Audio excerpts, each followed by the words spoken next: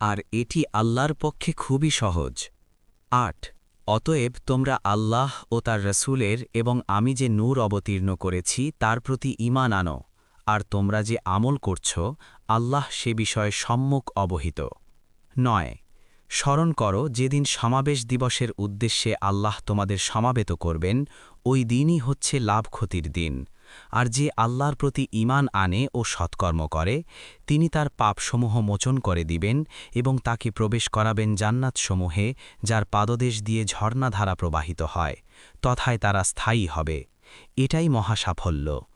কিন্তু যারা কুফরি করে এবং আমার আয়াতসমূহ অস্বীকার করে, তারাই জাহান্নামের অধিবাসী, তথায় তারা স্থায়ী হবে, আর তা কতই না নিকৃষ্ট প্রত্যাবর্তন স্থল।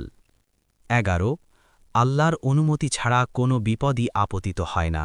যে আল্লাহর প্রতি ঈমান আনে, আল্লাহ তার অন্তরকে সৎ পথে পরিচালিত করেন। আল্লাহ প্রত্যেক বিষয়ে সর্বজ্ঞ। ১২ তোমরা আল্লাহর আনুগত্য করো এবং রসুলের আনুগত্য করো, কিন্তু তোমরা যদি মুখ ফিরিয়ে নাও, তবে আমার রসুলের তো একমাত্র দায়িত্ব হচ্ছে স্পষ্টভাবে বাণী পৌঁছে দেয়া। ১৩ আল্লাহ, তিনি ছাড়া কোনো ইলাহ নেই এবং আল্লাহর উপরই মুমিনরা যেন তাওয়াক্কুল করে।